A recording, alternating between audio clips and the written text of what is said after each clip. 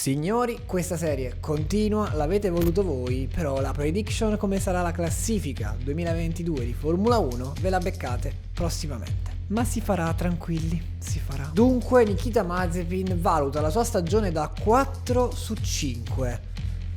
Spero si riferisca a un altro sport. Prima di attaccarlo però ricordiamoci che le parole hanno un peso e nessuno, ripeto, nessuno merita di stare in questo modo. Criticare è giusto, mettere in discussione altrettanto, insultare e prendere in giro un po' meno. Capiamo quindi perché lui si valuta da 4 su 5 anziché prenderlo per il culo. Facile, Schumacher ha fatto meglio, verissimo, assolutamente d'accordo, su questo non ci piove, ma parliamo di ultima e penultima posizione. Mettete i piloti e entrambi i piloti nelle condizioni di potersela giocare. Valutiamo i sorpassi?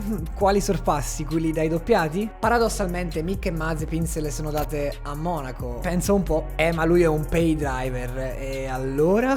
Ricordiamoci come nasce il motorsport e da dove parte. Per correre ai kart tu paghi e più hai la vettura forte. Questo vale per tutte le categorie superiori fino ad arrivare alla Formula 1. Chi invece è stipendiato è generalmente un campione affermato o un pilota di spessore. Prendi Hamilton, che prenderà 40 milioni, sono tanti, sono pochi, sei il più pagato del circus, ma sicuramente non è scarso. E quindi la situazione cambia. Poi Mazepin non è un pilota così preso a caso, ma in Formula 2 ha fatto vedere comunque che era un pilota che poteva lottare per le vittorie, ha portato a casa delle vittorie, quindi da qui a dire che Mazepin non merita la Formula 1 dobbiamo prima argomentare. E quindi argomentiamo. Dunque, Nikita Mazepin è arrivato ben 16 volte sotto Mick Schumacher, 15 se escludiamo l'ultima gara dove non ha corso causa Covid. Quindi solo 6 volte è riuscito a imporsi sul pilota tedesco. Spesso nell'ultima parte di stagione è riuscito a prevalere sul suo compagno di squadra e quindi già qui potremmo dire una prima considerazione: ha avuto un finale in crescita. Bagno di umiltà in Brasile dove probabilmente ha capito di essere stato un pelo arrogante, poi di certo tutte le dichiarazioni, tutte le notizie uscite fuori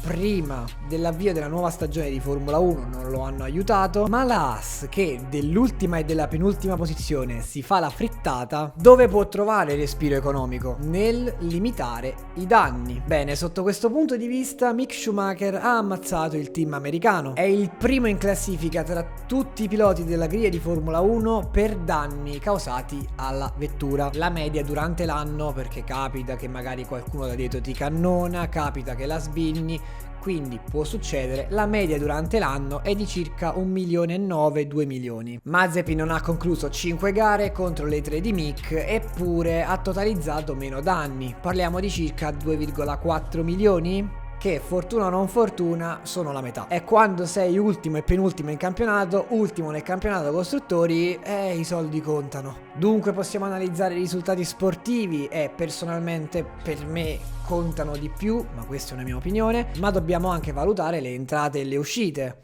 E Mazepin ha causato pochi danni ma anche tante entrate. Lo sponsor Uralkali, ragazzi, è del padre. Un regalo, ma sono soldi che entrano. Figlio di papà. Ma in generale molti lo sono in Formula 1, attenzione, sono pochi, se non quasi zero. C'è Hamilton, poi la verità quindi è un'altra. Mick Schumacher in errori, incidenti, gap accumulato, testa coda, vince sempre su Mazepin, ma quest'ultimo, e mi sbilancio, credo debba essere rimandato a giugno dell'anno prossimo, perché la Haas si è dimostrata essere il male dei due piloti, fermando gli sviluppi addirittura 2 stagioni fa, nel 2020. Onesto, io non mi aspetto grandi risultati da un team americano con livrea e sponsor russo, però sei obbligato a far bene. Far bene intendo per un team piccolo stare più o meno fisso tra la 13ª e la 14ª, prendere qualche punticino durante l'anno, una decina, anche 15. Bene, adesso però parliamo di Mick. E non venitemi a scrivere nei commenti che Mick ha beneficiato della vettura top o degli aggiornamenti, perché no, perché anche Mazepin ha avuto il telaio che voleva. Mick nella maggior parte della stagione ha avuto come punto di riferimento il suo compagno di squadra. Ha avuto occasioni per stare in scia o anche davanti alle Williams, ma nulla di serio, nulla che possa realmente dire cavolo, quel pilota ha delle potenzialità. In Formula 2 ha dimostrato di saper battagliare e di saper gestire i momenti di gara, ma il 2022 deve essere l'anno del click, del crack, non lo so.